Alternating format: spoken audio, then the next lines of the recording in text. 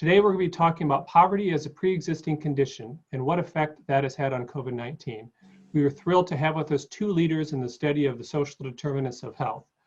Sir Michael Marmot is a professor of epidemiology at University College London, director of the UCL Institute of Health Equity, and past president of the World Medical Association. He's the author of The Health Gap, The Challenge of an Unequal World, and other important books and reports, such as the recent Health Equity in England, the Marmot Review 10 Years On, which he will be talking about today. He has been awarded honorary doctorates from 18 universities, and in 2000 was knighted by the Queen for services to epidemiology and the understanding of health inequities. Dr. Otis Brawley is a professor of oncology and epidemiology at Johns Hopkins University with appointments to the Sidney Kimmel Comprehensive Cancer Center in the School of Medicine and the Department of Epidemiology in the Bloomberg School of Public Health. Dr. Brawley is an expert in cancer prevention and control, as well as efforts to reduce health disparities. He's a former Chief Medical and Scientific Officer and Executive Vice President of the American Cancer Society, and in 2015 was elected to the National Academy of Medicine. So welcome to you both. First, going to hear from Sir Michael, who is going to talk about social determinants of health, the Marmot Review's 10 Years On review, and talk about some of what this has meant when it comes to COVID worldwide. Dr. Brawley will be talking a lot about social determinants of health and health disparities in the United States, and specifically how COVID has played out in the United States. Thank you, and it's a pleasure to talk to you. Well, it is a pleasure, except I'm talking about some rather unpleasant things. I've been concerned with inequities in health for a very long time, and I will talk about the report that I produced for England in February this year. And then the pandemic crashed upon us. And I've been saying from the beginning of the pandemic that it exposes the underlying inequalities in society and amplifies them. So just under 1 year ago, I had chaired a commission for the Pan American Health Organization on equity and health inequalities in the Americas, and we released our report, Just Societies, Health Equity, and Dignified Lives, making recommendations to the Americas, North, Central, South America, Latin America, and the Caribbean, of what they could be doing on social determinants of health and health equity.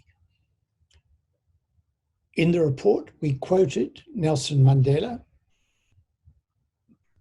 "Overcoming poverty is not a gesture of charity. It's an act of justice. It's the protection of fundamental human rights, the right to dignity and a decent life." The opening line of my book, The Health Gap, was why treat people and send them back to the conditions that made them sick. And of course, I would encourage you to read The Health Gap. My purpose in showing to you now is to say I'm not going to talk about the healthcare system, although equity in access to the healthcare system, particularly during a pandemic, is of course vital. But I'm going to talk about the conditions that make people sick. In England, after we did the WHO Commission on Social Determinants of Health, published in 2008, the British government invited me to do a review of health inequalities to answer the question, how could we apply the findings and recommendations of the WHO Global Commission to one country, England? And I published the Marmot Review in February 2010. In February this year, on the 10-year anniversary of the publication of the Marmot Review, I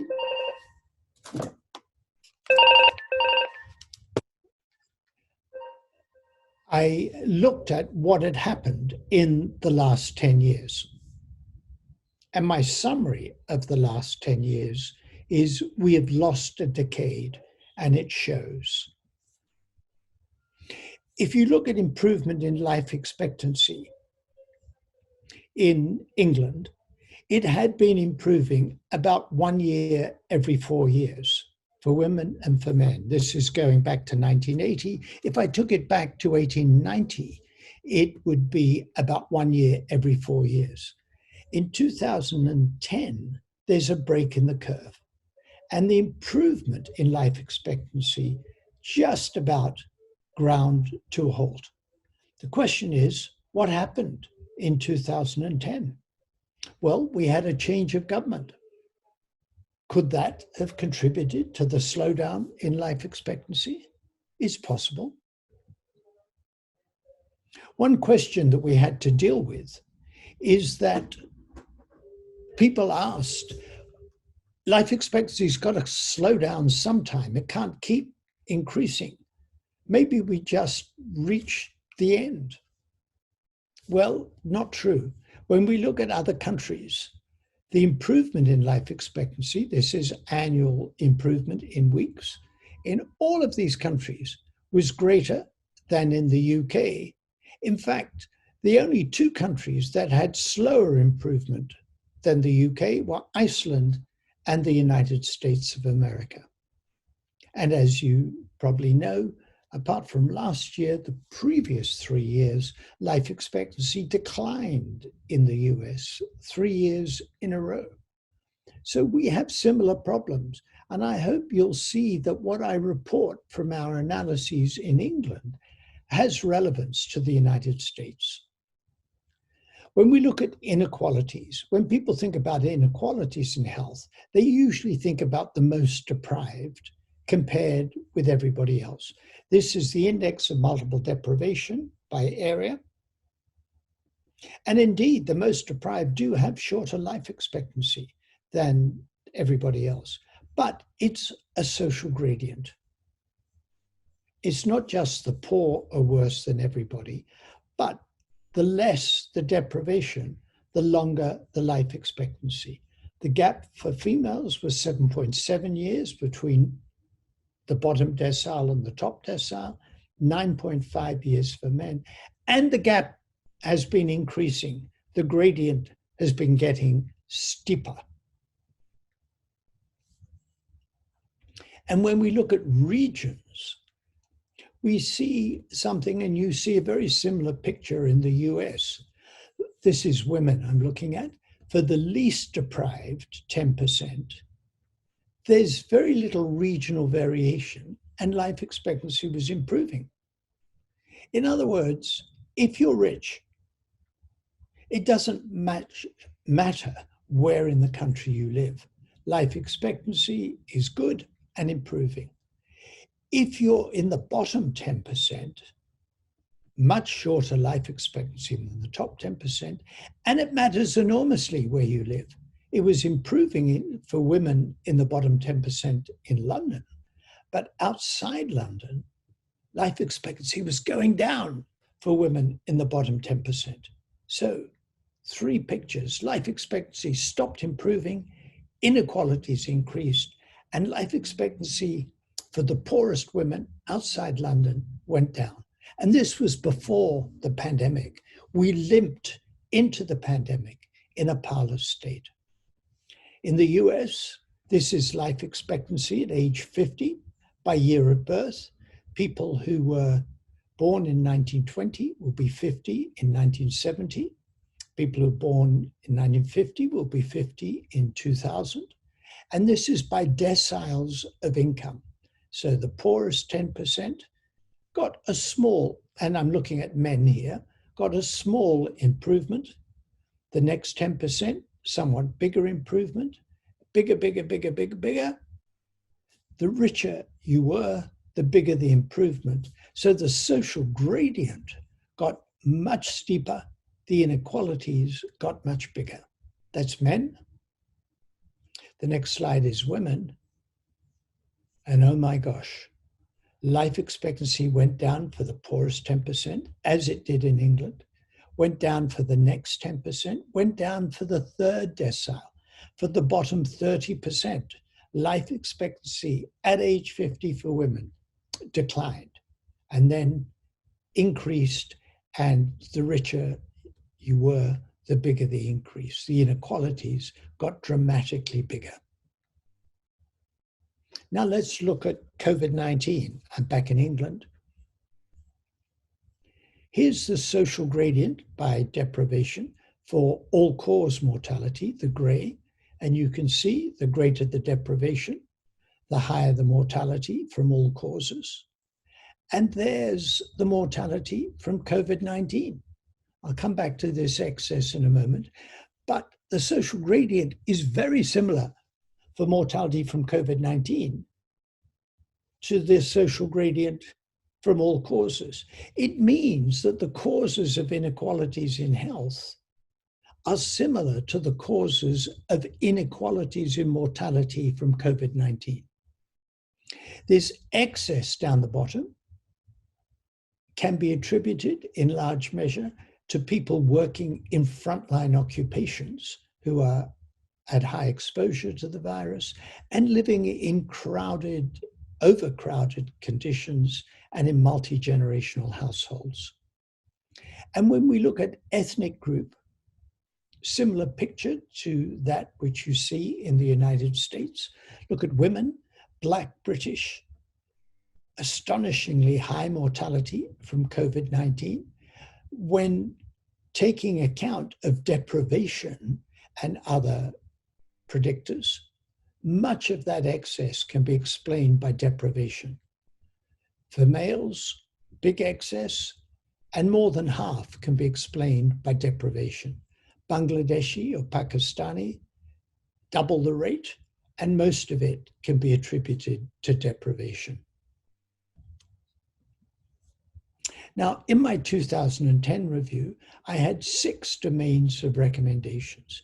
Give every child the best start in life, education and lifelong learning, fair employment and good work for all, a healthy standard of living for all. Everybody should have at least the minimum income necessary for a healthy life, healthy and sustainable places and communities, and taking a social determinants approach to prevention.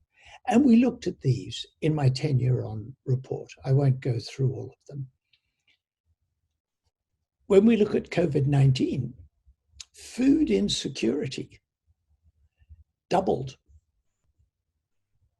during lockdown. And that's an extra food insecurity due to supply issues. 2 million children were food insecure, living in households, and they themselves were food insecure, largely, of course, because of poverty, because of lack of money. Now, I asked, could the government that was elected in 2010, the Conservative-led coalition government, have played a role in the worsening health picture that I've described? The government presented austerity to us as if it was a moral imperative, and they had an ambition to roll back the state. And they did it, they achieved it. In 2009-10, public expenditure represented 42% of gross domestic product. That declined, and by 2018-19, that 42% had become 35%. We were in the middle of the European range, and we'd gone to the bottom of the European range. Still higher than the United States, I have to say. But then you don't have well-developed public programs. And that reduction was done in a most regressive way. The grey bars represent spending by local government, council spending per person by local authority, by degree of deprivation of the area. So in the least deprived 20% of areas, spending went down over the last decade by 16%. And then the poorer the area, the bigger the reduction. So in the most deprived 20%, spending per person went down by 32%. And of course, the greater the degree of deprivation, the greater the need, but the greater the reduction. I showed this graph to an economist from the World Health Organization, and she said, "You're making that up. I've never seen anything quite as regressive as that. The greater the need, the more money was taken away. Did it work? We were presented with austerity because we were told this was what was needed to get the economy back onto a sound footing. Well, it didn't work. This is wage growth between 2007 and 2018. And in the UK, it was negative. The only countries that did worse were Mexico and Greece. The US, which had a big stimulus package after the 2008 global financial crisis, not as big as some would have liked, had growth. We had shrinkage of wage growth. So it didn't work in its own terms, and it may well have damaged health and made health inequalities worse. What about early childhood? Poverty is defined as less than 60% median income. In 2010-11, 18% of children were in poverty before housing costs. After housing costs, it was 27%. And that 27% went up to 30% by 2017-18.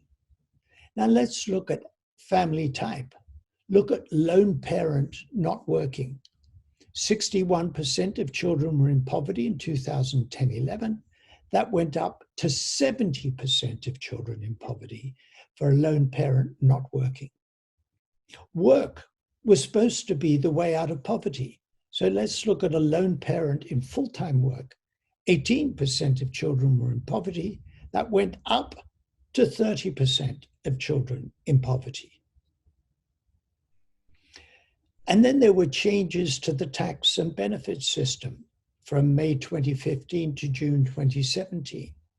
Changes to tax and benefits by deciles of income. Let's look at working age families with children. If you were in the bottom 10% of income, your income went down by 15% as a result of the government's changes to the tax and benefit system. If you were in the second bottom 10%, it went down by 12%. And then the richer you were, the less the reduction. I sat with a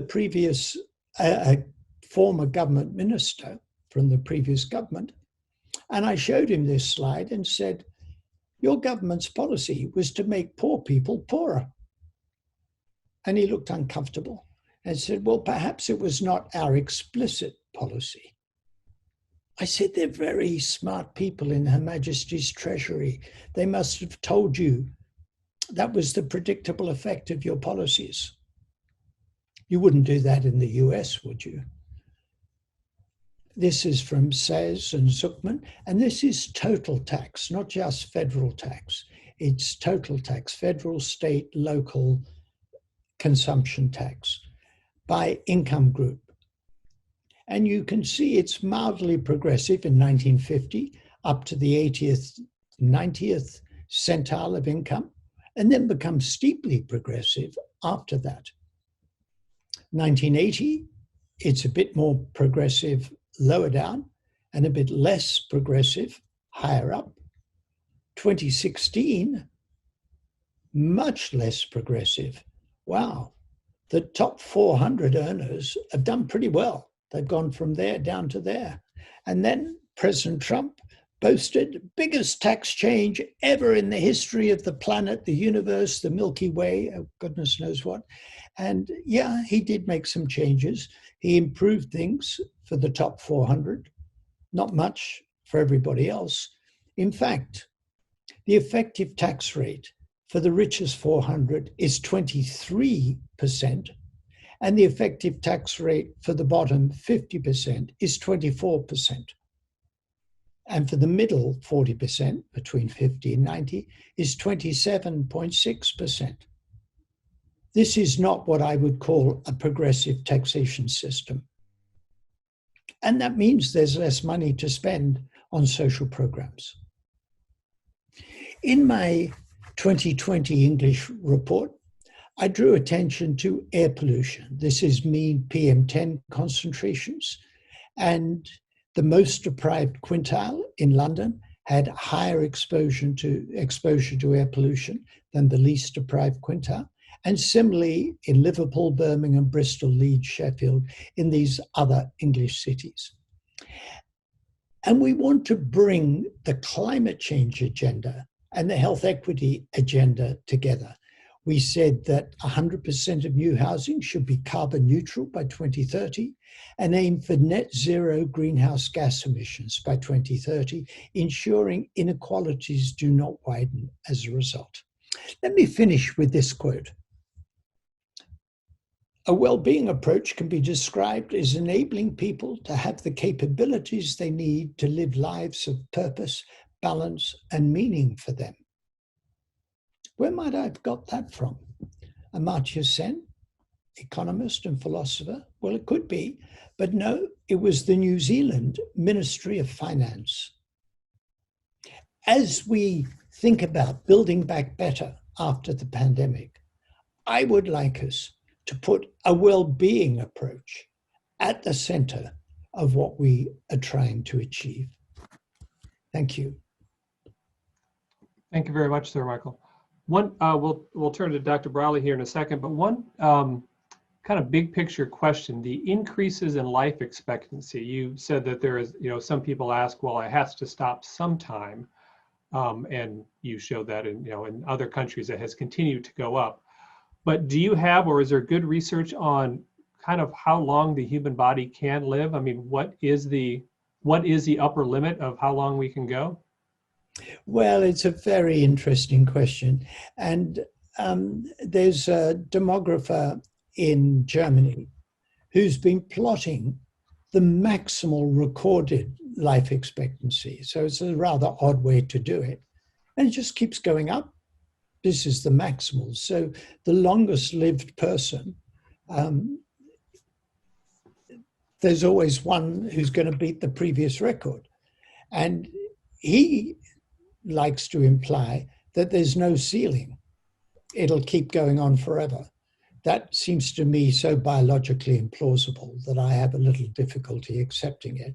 What we do know, though, is Hong Kong, which now beats Japan for the longest life expectancy in the world, has life expectancy at least 4 years longer than we do.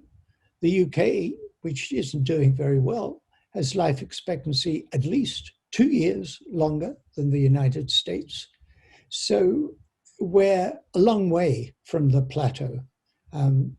I wouldn't mind if the UK had the same life expectancy as Hong Kong.